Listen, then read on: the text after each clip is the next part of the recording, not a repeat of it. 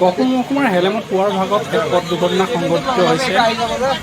15 নং ৰাষ্ট্ৰীয় ঘাইপথত লখিমপুৰ অভিমুখে ৰৈ থকা এখন ট্ৰাকৰ পিছফালে আহি এখন তীব্ৰবেগী বলেৰো বাহনে খুন্দা মৰাত এই ভয়ংকৰ পথ দুৰ্ঘটনাটো সংঘটিত হয়। পথ দুৰ্ঘটনাটোত বলেৰো বাহনখনৰ হেণ্ডিমেন আৰু চালকজন গুৰুতৰভাৱে আহত হৈছে। পথ দুৰ্ঘটনাটো ইমানেই ভয়ংকৰ আছিল যে প্ৰায় 1.5 ঘণ্টামান ধৰি পেলাই এক্সকেলেভেটৰৰ সহায়ত হেলেম আৰক্ষীয়ে ট্ৰাকৰ তলৰ পৰা বলেৰো বাহনখন উলিয়াবলৈ সক্ষম হয় আৰু 2গৰাকী গুৰুতৰভাৱে আহত ব্যক্তিক বিশ্বনাথ অসামৰিক চিকিৎসালয়লৈ প্ৰেৰণ কৰিছে।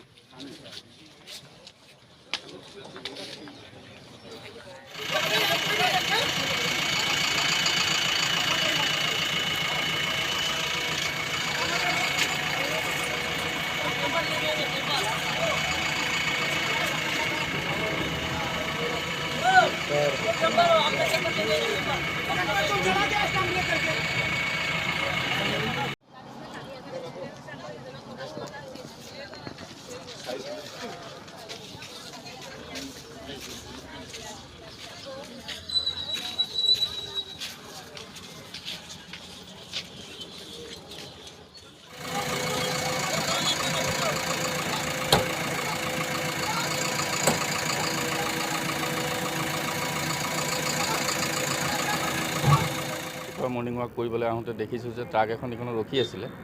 ৰখা মানে জাষ্ট ৰখিছিলে, ৰখাৰ লগে লগে এখন বলেৰো আহি পেলাই তাৰ পিছত প্ৰকাণ্ড খুন্দা মাৰে।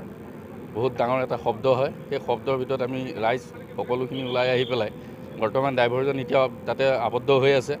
তাৰ লগত থকা হেণ্ডিমেনজন আমি 108 মাতি পেলাই তেখেতক আমি চিকিৎসাৰ বাবে আমি প্ৰেৰণ কৰা হৈছে আৰু ইজন বৰ্তমান আমি এতিয়ালৈকে উদ্ধাৰ কৰিব পৰা নাই। তেওঁ বৰ্তমান এতিয়া ফচি আছে। JCB আহিছে, JCB এতিয়া তেওঁক উদ্ধাৰ প্ৰচেষ্টা চলাই আছে। গুৱাহাটীৰ দিশৰ পৰা দুখন গাড়ী আহি আছিলে। তাৰপৰা এই আগত যিখন ট্ৰাক আছে ট্ৰাকখন জাষ্ট ব্ৰেক মাৰিছে।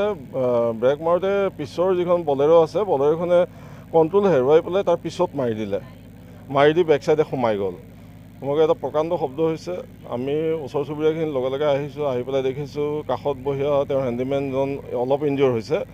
তেখেতক বাহিৰ কৰা হ'ল, কিন্তু ড্ৰাইভাৰজন সম্পূৰ্ণ বনেটৰ সৈতে ফচি গ'ল গাড়ীখনৰ ভিতৰত আৰু এতিয়াও তেওঁক ৰিকভাৰী কৰিব পৰা হোৱা নাই। আহিছে গাড়ী, আবদ্ধ হৈ আছে। তেওঁ অলপ মানে মেজৰ ইনজুৰি আৰু এতিয়া JCB এখন আহিছে। JCBখন যদি আগৰ ট্ৰাকখন অলপ দাঙি দিয়ে আৰু ৰিকভাৰী এখন আহি আছে, আমি ৰাইজেও চেষ্টা কৰিম যেনে তেনে গাড়ীখন উলিয়াই ড্ৰাইভাৰজনক যিকোনো উপায় উলিয়াই পেলাই আমি হস্পিটেললৈ পঠিওৱাৰ ব্যৱস্থা কৰিম এইমাত্ৰ। আৰু ইতিমধ্যে আমাৰ হেলেম থানাৰ পুলিচকো খবৰ দিয়াৰ লগে লগে তেওঁলোকো আহিছে। আহি তেওঁলোক ইয়াত আছেহি। গতিকে আমি চেষ্টা অব্যাহত ৰাখিছোঁ।